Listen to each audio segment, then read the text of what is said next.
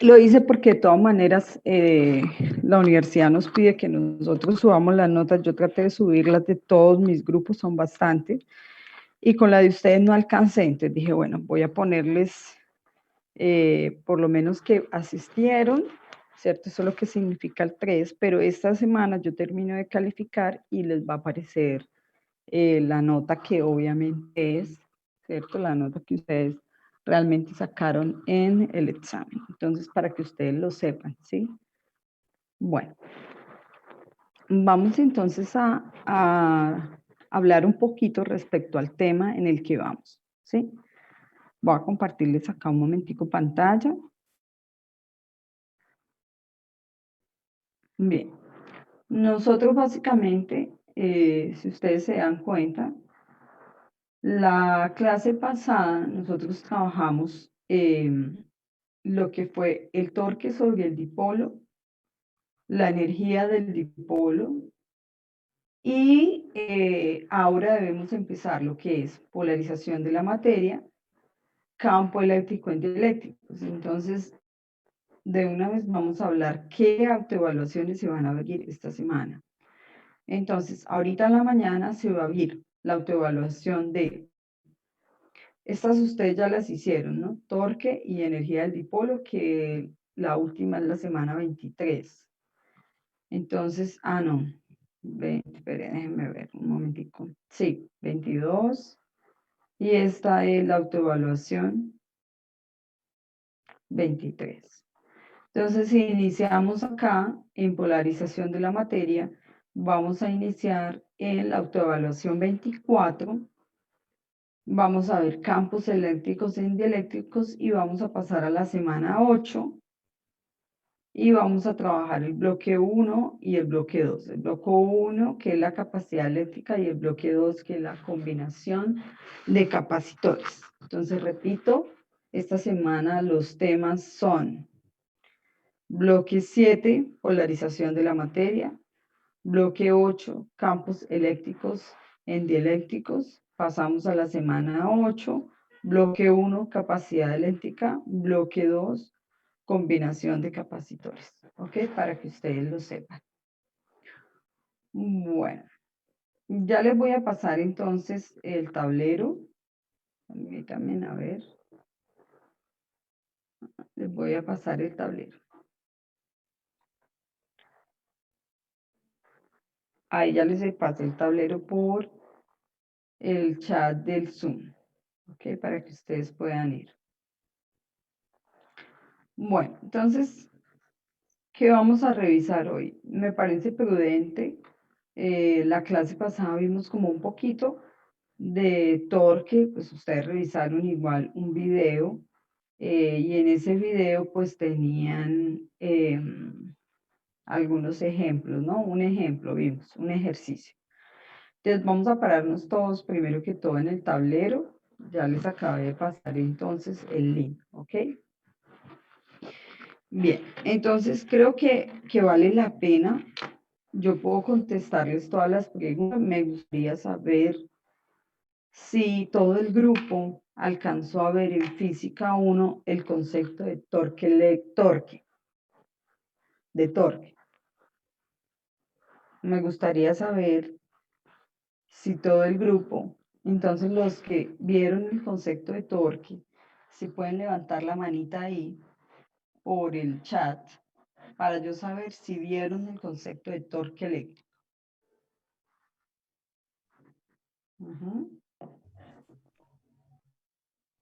¿Quién más?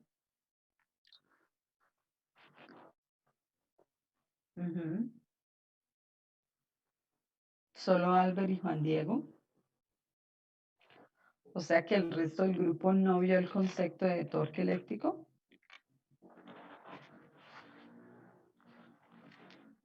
Laura Sofía Franco, ¿tú no viste el concepto de torque eléctrico? Sí, profe, ya iba a levantar la mano. María, a ver, ¿quién más? María Isabel Duarte, Juan Sebastián Espinosa, Sebastián Sánchez, Antonio Alexandre, Dana, Profe, pues depende, porque es que yo no lo vi en física 1, yo lo vi fue en el colegio. ok, tú lo viste fue en el colegio. Excelente. Nicolás Álvarez, No, profe, no lo vi. tú no lo has visto, ok. Laura Cristina, Alejandro Núñez, Fabián Hernández, no. Jair No. Claro, tampoco. No, profe. Keila Yurley, No, profe, yo tampoco. Alejandro Núñez me escribió no, profe. Ok, bueno. Bueno, entonces el concepto de torque, ¿por qué nos sirve tanto en esta parte? ¿Cierto? Bueno, me gustaría que habláramos un poco de, primero el dipolo, ¿no? Como tal, ¿cierto? Recordar, aunque esto yo ya la clase pasada les hice como un pequeño recorderis de esta parte, recordarles como tal, ¿cierto? Que el dipolo eléctrico se compone de cargas iguales. Si no, no eléctrico. Si no, no se puede llamar un dipolo eléctrico. O sea, nosotros, ya estoy escribiendo ahí en el tablero número 1. Entonces, cuando hablamos de dipolo eléctrico, hablamos de un sistema que tiene dos cargas, pero que esas cargas en valor son exactamente iguales, ¿cierto? Entonces, eso es lo primero que debemos recordar cuando hablamos de un dipolo. Pues nosotros sabemos que al poner estas cargas cerca, pues entre ellas va a haber una distancia, ¿cierto? Y tiene unas características físicas, ¿cierto? ¿Cuáles son las características físicas del dipolo? Tiene un campo eléctrico, ¿cierto? El campo eléctrico de dipolo se forma de carácter vectorial, recordando que el campo eléctrico de las cargas positivas sale en todas las direcciones, ¿cierto? Y que el campo eléctrico de las cargas negativas pues entra en todas las direcciones. Entonces acá estoy tratando más o menos de dibujarles cómo es el campo eléctrico de la carga positiva, ¿ok? Y cuando dibujamos el campo eléctrico de la carga negativa, entonces nos damos cuenta que el campo eléctrico de esta carga llegando hacia ella, más o menos así, ahí les estoy dibujando. Acá estoy dibujando solo lo que es el vector de campo eléctrico de cada una de las cargas, ¿ok? Y aquí lo que se empieza a observar, ¿cierto? Cuando dibujamos el campo eléctrico de estas cargas. Bueno, aquí yo hice un poquito más de líneas para que se pueda ver un poquito más. ¿Cierto? Pues este es el de la negativa. Acá lo que empezamos a observar es que las líneas del campo, ¿cierto? Claro, yo dibujé solo rojo hasta cierta región.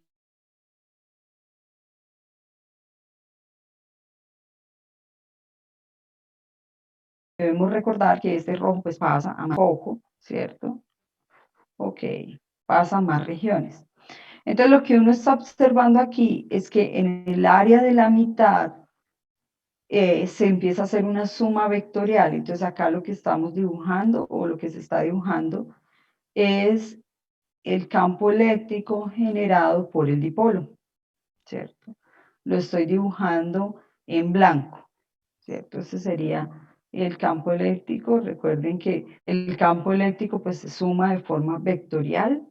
Entonces, más o menos este es el comportamiento que tendría el campo eléctrico. Entonces, acá en esta región del espacio, en el medio, cuando uno observa, pues uno ve acá, cuando ustedes buscan allá en internet o en cualquier lado, que uno dibuja el campo de esta manera, ¿cierto? Y aquí, pues para las cargas positivas, continuaría saliendo, ¿cierto? Y aquí para la parte de las cargas negativas, en esta zona, en la zona de la derecha, vendría entrando. Y esto que he dibujado con blanco es el campo eléctrico del dipolo. ¿Listo? En algunos de los ejercicios que se trabajaron para el examen, o sea, los del taller, les pedían que, por ejemplo, calcularan justo aquí en la mitad, ¿cierto? A de medios, justo aquí en la mitad, en de medios, calcularan el potencial, ¿cierto? El potencial eléctrico. ¿Y cuánto les daba justo en la mitad? ¿Alguien recuerda el valor del potencial aquí? Justo aquí en la mitad. ¿Cuánto era el potencial generado por el sistema? ¿Alguien recuerda? 0. 0. Entonces aquí el potencial era 0, no solo acá en la mitad, sino en cualquier punto arriba de esta, ¿cierto? Y además, esta línea se conoce como una línea equipotencial. Equipotencial. Si nosotros tenemos la oportunidad o revisamos, fíjense que el campo casi en toda esta zona, cuando llega a este punto, claro, porque aquí cuando uno lo dibuja, realmente uno lo que dibuja es algo que hace así, llega acá y baja, ¿sí? Sube acá, llega acá y baja, ¿ok? Así en todas, sube acá, llega acá y baja. Bueno, ahí se me corrió un poquito, pero básicamente donde hace el giro, acá, ahí cuando entra el campo, fíjense que es completamente perpendicular a la línea equipotencial. Entonces el potencial es el mismo en todos los puntos sobre esta línea y eso es una línea equipotencial. Bien, entonces voy a pasar al tablero número 2. Aquí la pregunta que debemos hacernos, ¿por qué son importantes los dipolos eléctricos? Resulta que en materiales como el agua, ¿cierto? O en los diferentes materiales que son aislantes, ¿sí? Por ejemplo, el caucho, la goma. Entonces aquí voy a poner el caucho. Caucho. Entonces, ¿qué pasa con el agua? Cuando nosotros estudiamos el agua, nosotros sabemos que el agua se compone de moléculas, ¿cierto? Y sabemos que estas moléculas, nosotros casi siempre lo que tenemos es aquí un átomo de hidrógeno y sabemos que se compone de dos átomos, un átomo de oxígeno, perdón, y dos átomos de hidrógeno, ¿cierto? Pero que esta molécula, estos tres elementos están enlazados, ¿cierto? Entonces, cuando uno revisa en la literatura, uno ve que la molécula de agua se compone de un oxígeno, dos hidrógenos y que hay unos enlaces, ¿cierto? Resulta que estos sistemas es muy difícil para nosotros tener, o sea, en el mismo sistema tal como agua, tener separado el oxígeno de esos hidrógenos. Este sistema se puede ver como una especie de dipolo eléctrico, en el que la carga negativa está concentrada en la parte de arriba, o sea, porque ahí va a estar el oxígeno, y la parte positiva va a estar concentrada en la parte de abajo. ¿Qué tiene de particular esta molécula, cierto? O este dipolo, porque esto ya se formaría un dipolo. ¿Qué tiene de particular, profe? Qué pena, podría darme ingreso. Hay alguien afuera. Entonces, ¿qué tiene de particular esa formación? O sea, cuando la molécula de agua se puede ver de esta manera, se le llama un dipolo eléctrico. Y la razón es porque uno no puede separar la parte positiva y la parte negativa. Lo mismo sucede en los diferentes materiales como el caucho, ¿cierto? Lo que uno sabe es que adentro, ¿cierto? Lo que es la parte, la coraza del átomo, uno sabe que está toda compuesta de carga positiva y que hay unos electrones muy fuertemente pegados y que en las últimas capas también hay unos electrones, pero son muy fuertemente pegados, o sea, es muy difícil muy difícil arrancar estos electrones. Es difícil, ¿cierto? Arrancar es difícil. Como es tan difícil arrancar esos electrones, entonces este tipo de materiales se consideran como un dipolo, ¿cierto? O sea, aquí nosotros vamos a considerar que este sistema de dipolo es muy difícil de separar y cuando este tipo de sustancias se colocan en presencia de campos eléctricos ocurren fenómenos como torque. Por eso es que es tan interesante estudiar los dipolos. Entonces, básicamente, ¿qué ocurre? Entonces, voy a explicar brevemente torque. Creo que yo en la clase pasada les hice más o menos una explicación, pero bueno, vale la pena volver a recordar. Entonces, cuando nosotros hablamos del concepto de torque, fíjense que estamos hablando de un sistema de cargas que no se pueden separar. Entonces, el torque generalmente se da alrededor de un punto, ¿sí? En el caso de los dipolos, se da alrededor del punto central, o sea, el punto que está en medio de ellos dos. En el caso de los torques mecánicos, como por ejemplo las puertas de la casa de nosotros, si ustedes observan, las puertas están unidas es por una esquina, ¿cierto? A la pared. Y la puerta gira alrededor de ese extremo. Si usted llega y generalmente usted la abre del extremo de la puerta, porque ahí es donde puede hacer mayor torque, o sea, puede hacer torque con mayor facilidad. Entonces, aquí usted lo puede hacer un ejercicio básico, y es ir en la puerta de su casa y mirar. ¿Qué pasa si yo la empujo muy pegadito acá al extremo donde está colocada la puerta? ¿O qué pasa si llego acá y justo a la mitad? ¿O qué pasa si lo hago en el extremo? Entonces, lo primero que va a observar es que en el extremo es más sencillo que si lo hace, ¿cierto?, pegado a las bisagras de la puerta.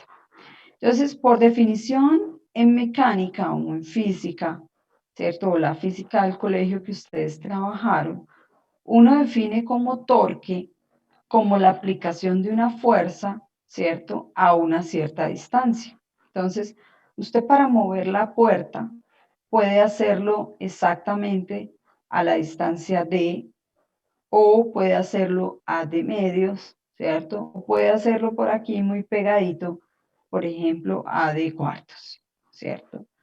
Entonces, usted va a mirar el torque. ¿El torque qué necesita? Necesita del vector R. ¿Quién es el vector R?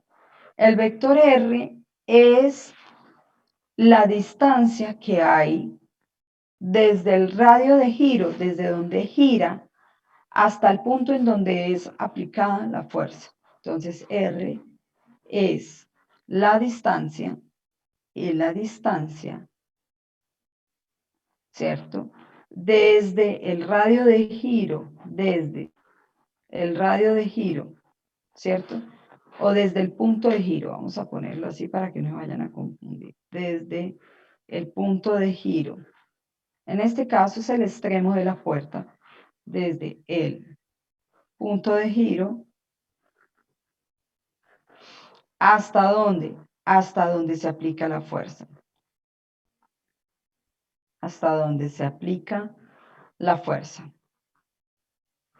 Entonces, si yo quiero calcular cuál sería el torque aplicado en la puerta, ¿cierto?, en el punto más alejado, pues simplemente va a ser D, ¿cierto?, en dirección I, cruz la fuerza como va hacia adentro, entonces eso va a estar en menos K, ¿cierto? Ahora me doy cuenta que el torque, por ser un vector, por ser un producto cruz, es un vector. También me doy cuenta que debo tener ejes coordenados para todo aquí. Entonces, X, ¿cierto?, hacia arriba y hacia afuera K. Entonces, cuando reviso el concepto de torque, debo saber que, por definición, el producto cruz, o sea, si uno hace el producto cruz de dos vectores, ese producto cruz es la magnitud de A por la magnitud de B por el seno del ángulo entre los dos vectores. O también se puede decir, ¿cierto? A cruz B, si usted conoce las direcciones, o sea, A en I, cruz, B en J, usted dice, esto es como tener A por B y me queda I cruz J. Y solo es ir y mirar en los productos cruz cuánto da I cruz J. Queda acá. Entonces me quedaría A por B en dirección K. Generalmente en estos casos, ¿sí? Usted puede usar las dos definiciones, o sea, puede usar la segunda, en este caso, por ejemplo, para mí es más fácil usar la segunda, ¿por qué? Porque sé que D va en dirección I, ¿cierto? Porque es un vector, el vector R es un vector que va desde el punto de giro hasta el punto en donde aplicaron la fuerza. Entonces me queda D por F y me queda I cruz menos K, ¿cierto? Y ahora miremos cuánto da I cruz menos K. Entonces, aquí lo que yo estoy observando es que la regla de los productos cruz, ¿cierto? Obedece la regla de la mano derecha. Entonces, yo siempre hago I cruz J da K, J cruz K da I, K cruz I da J. O sea, según la regla de la mano derecha, K cruz I da J. Pero yo no tengo aquí K cruz I, yo tengo es I cruz K, o sea, debe dar menos J. Si yo saco este menos para afuera, me queda I cruz K, quedaría menos J, y con el menos daría J. O sea, este torque está dando D por F en dirección J. ¿Ok? Entonces, la dirección J, ¿qué implica? ¿Cierto? Implica que esta puerta está girando, ¿cierto? En dirección contraria a las manecillas del reloj. Mírenlo, acá está. En dirección contraria. J implica que está en dirección contraria a las manecillas del reloj. En dirección contraria a las manecillas del reloj. ¿Qué pasa si me da negativo? Pues la dirección iría en la misma dirección de las manecillas del reloj. O sea, el torque, permítame, voy a pasar al tablero número 4. A ver, sí. Entonces, ¿qué pasa si ahora yo tengo acá la bisagra, ¿cierto? Ya me salí de la casa y ahora voy a hacer el caso contrario, ¿cierto? Ahorita apliqué la fuerza, fue hacia afuera para salir, ¿cierto? Ahí voy a hacer el dibujo de las dos puertas. Entonces dije, ok, lo que voy a hacer es aplicar la fuerza acá en el extremo y esa fuerza fue aplicada a una cierta distancia, R, igual a D en dirección I, y la fuerza está en dirección menos K. ¿Cómo sé las componentes que tiene? Porque para mí esto es X, hacia arriba es Y y hacia afuera es Z. Y nos dio que la puerta va a girar en este sentido, ¿cierto? El torque nos dio que es D por F en dirección J. Si ahora se aplica la fuerza, pero de atrás, o sea, de atrás hacia adelante, fíjense, R permanece igual, ¿vale? En dirección I. Ahora la fuerza se está aplicando en dirección K. Entonces, ¿cómo va a ser el torque? ¿Cierto? El torque va a ser D en dirección I, porque es R cruz F. F viene en dirección K, o sea, esto es D por F, y ya sé que I cruz K me va a dar menos J. ¿Qué implica que D menos J? ¿Cierto? Implica que en este caso está girando en esta dirección, ¿cierto? Claro, y es que la puerta se va a abrir, y este sería el eje coordenado Y. O sea que aquí, cuando está en menos J, significa que está en dirección a las manecillas del reloj, a las manecillas del reloj, ¿cierto? Recuerden que lo que nosotros tenemos aquí es, en la parte de abajo, es el plano X, Z, ¿no? Entonces, uno va a ver que el torque está haciendo esto, es decir, se está moviendo en dirección de las manecillas del reloj. Ok, entonces, ¿cómo sería el torque en el dipolo? ¿Cierto? Entonces, voy a explicarlo en el tablero número 5. ¿Qué debo tener en cuenta para calcular el torque en el dipolo y por qué nosotros trabajamos el dipolo eléctrico? Porque es importante. Entonces, ¿cómo sucede el torque en el dipolo? De nuevo, cuando nosotros tenemos el dipolo o una molécula que se comporte como un dipolo o una sustancia aislante que son muy difíciles de mover los electrones, ellas se comportan como dipolos. ¿Qué hace el dipolo? Entonces, el dipolo es un sistema en el que tenemos, ¿cierto? Carga del mismo valor con signos contrarios, 3 y acá -3, ¿cierto?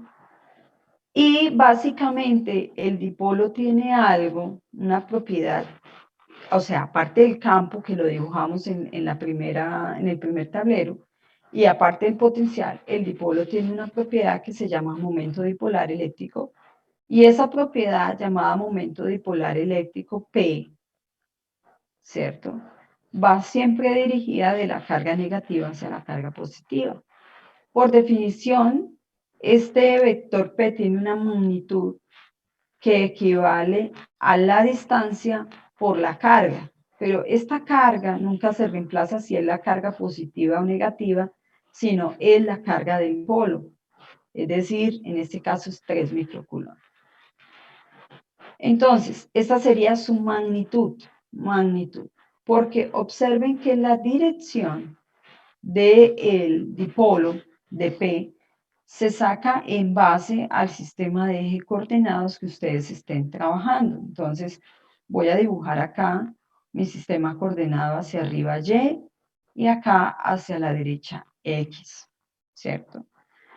Si yo tuviera que sacar cuánto sería el vector P, entonces yo puedo dibujar aquí las coordenadas, miren.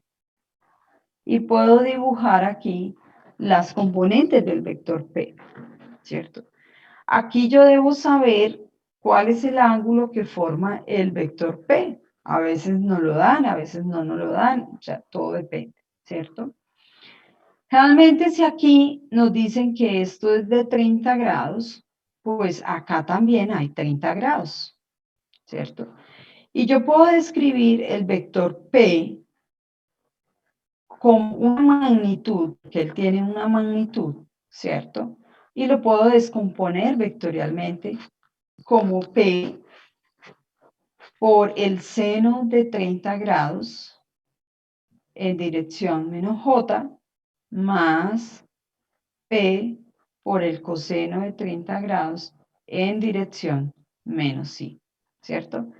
Recordando que P es Q por D, entonces me queda Q por D coseno de 30 grados en menos I más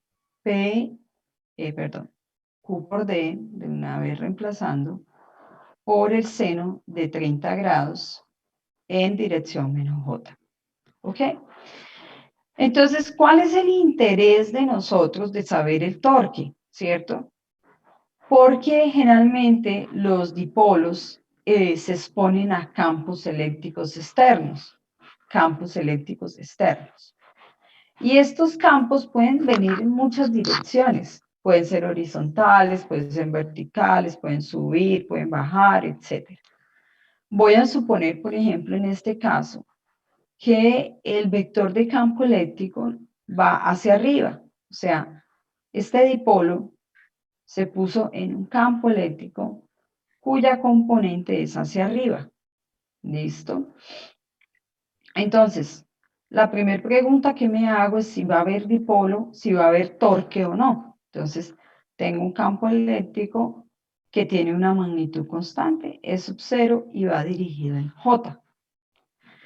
Y nosotros sabemos que la reacción inmediata de las cargas negativas es moverse siempre en dirección contraria a cómo está el campo. O sea, esta carga negativa va a experimentar una fuerza, ¿cierto?, eléctrica que la tira hacia abajo. Y la carga positiva siempre va a tender a irse en la misma dirección del campo eléctrico, o sea, va a experimentar una fuerza eléctrica que la tira hacia arriba. Aquí entonces nosotros ya podemos ver solo por las fuerzas. Recuerden que los dipolos tienen este radio de giro acá en el centro. Ahí ya podemos ver que lo que va a hacer es girarse en este sentido, o sea, el dipolo va a girarse. ¿Cuál es la razón por la que se gira?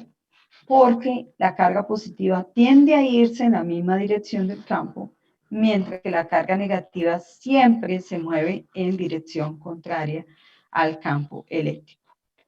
Entonces, cuando reviso esa parte, voy a calcular el torque, ¿cierto? Y es que nosotros el torque lo hemos definido como R cruz F. Pero aquí observamos que hay dos fuerzas, o sea que aquí hay dos torques. O sea que el torque total que experimenta el dipolo va a ser R1 cruz F1 más R2 cruz F2. ¿Por qué puedo escribir el torque de esta manera? Por el principio de superposición. Recuerden eso, principio de superposición. Entonces, cuando vengo aquí atrás en el dibujo y observo, me hace falta dibujar las R's.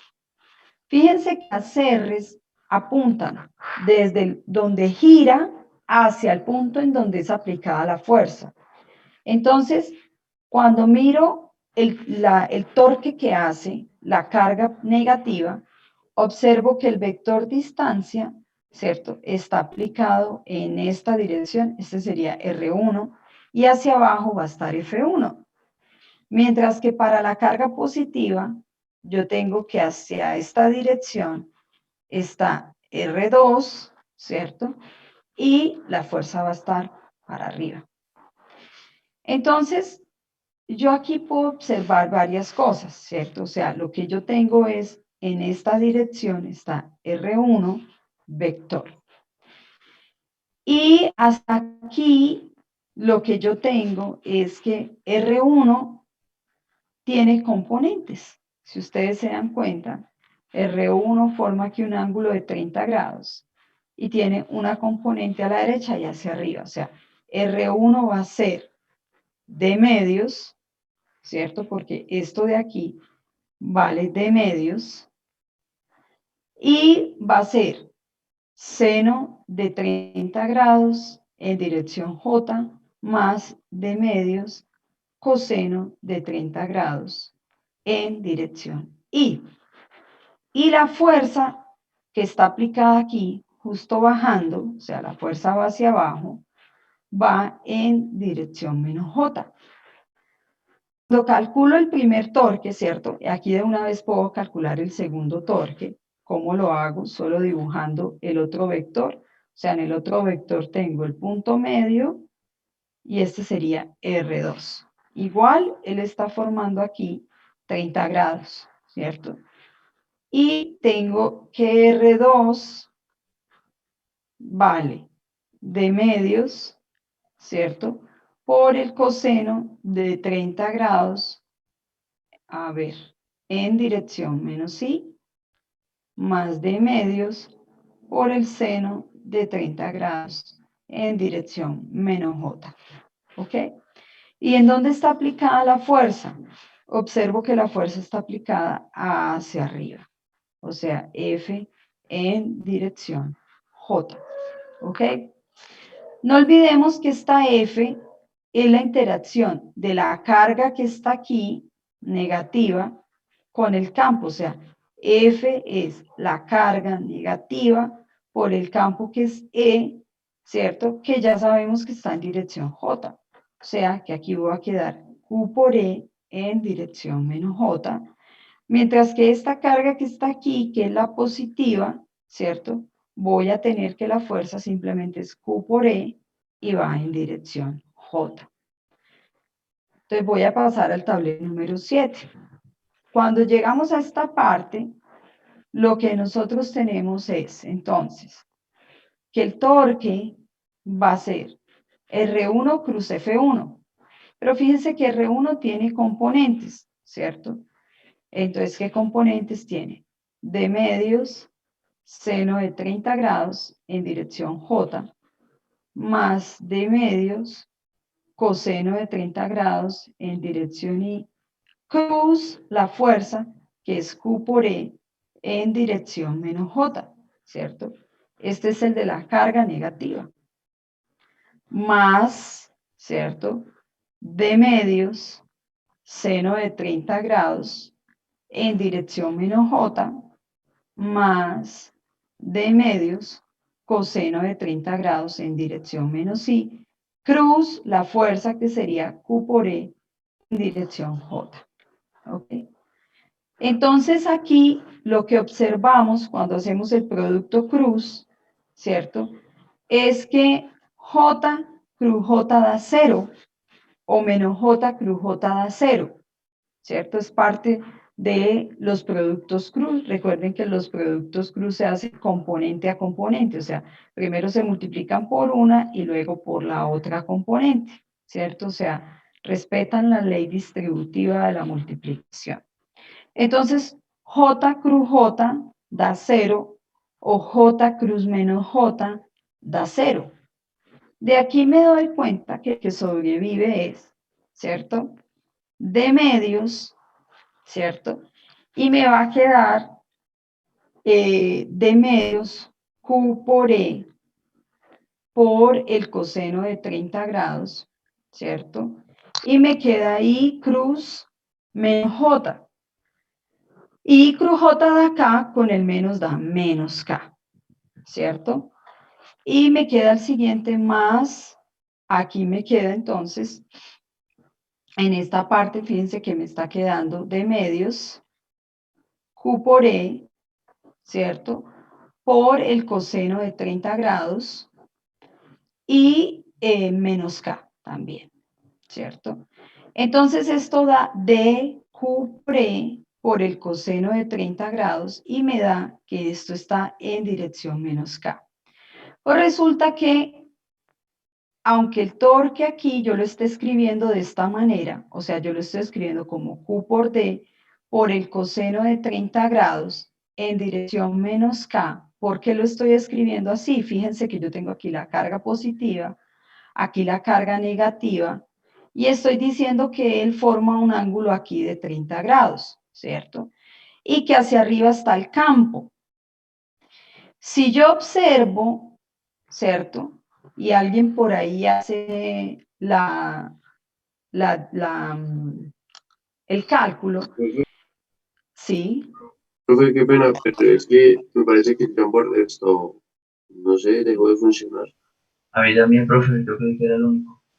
¿El qué, perdón? El Hay una jamboard. temporal. ¿Dejó de funcionar qué? ¿El tablero? A mí me sale que Google detectó un error. Intenta cargar la página de nuevo o vuelve minutos. ¿Y en qué Pues yo lo parte estoy del viendo tablero queda? normal. Yo creo que es del internet. Sí, es por el internet. Ya les paso yo el tablero, ¿sí? Entonces, fíjense que el coseno de 30 es igual al seno de 60. Y este torque, como yo lo tengo escrito acá, ¿cierto? Fíjense que acá arriba, acá me hace falta algo Q por E, acá me falta la E, ¿cierto? Yo lo tengo escrito con el coseno, pero también se puede escribir, o sea, esto es análogo a tener E por Q Profe, por D por el seno de 60 grados. Dime. pero bueno, al menos podría compartir la pantalla para poder visualizarlo. Claro, sí, sí, me parece justo, tienes toda la razón. Ya igual ya voy a terminar, ¿sí? No te preocupes. Sí, gracias por Por la sinceridad, sí. Entonces, íbamos acá, ¿no? O sea, íbamos compartiendo todo el cálculo del torque y llegamos a este punto. ¿Sí? Llegué al punto en el que les hice este dibujo. Yo hice todo mi cálculo usando este ángulo de 30 grados. Entonces, a mí el torque me está dando E por Q por D por el coseno de 30, que también yo puedo escribir E por Q por D por el seno de 60. Entonces, cuando lo escribimos con el seno, aprovechamos una propiedad muy importante. ¿Qué propiedad es? Y estoy explicando esto porque creo que alguno de ustedes me preguntaba por los ángulos, ¿cierto? Fíjense que yo lo hice todo utilizando el ángulo de 30 grados. Usted también pueden hacerlo utilizando el ángulo de 60. Esto, ¿cómo se interpreta? Esto, claro, como Q por D es P, entonces uno el torque lo encuentra escrito como P cruz el campo eléctrico. Pero fíjense que cuando yo lo escribo de esta manera, lo que yo estoy viendo aquí es el ángulo que forma P con E, ¿sí? Pero ustedes también pueden hacerlo de esta forma, solo que, ojo, ojo, miren, bueno, ahora a mí se me paró también acá el tablero. No sé si ustedes ven, ¿sí? Vamos a ver qué pasa. Bueno, debe ser también mi conexión a internet que empezó a morir. Vamos a ver. Sí, se fue. Bueno, ya se me fue el tablero. Bueno, vamos a esperar. Entonces, bien, chicos. De todas maneras, este es el tema de la semana. El paso que viene es explicarles polarización eléctrica. O sea, es necesario que quede bien claro el concepto de torque, porque vamos a necesitar ese concepto para polarización eléctrica. Yo ahorita trato de mirar qué pasa con el tablero. Debe ser de verdad un problema grave de Google Docs. Bueno, apenas yo pueda recuperar el tablero, les paso la clase de hoy. ¿Sí, chicos?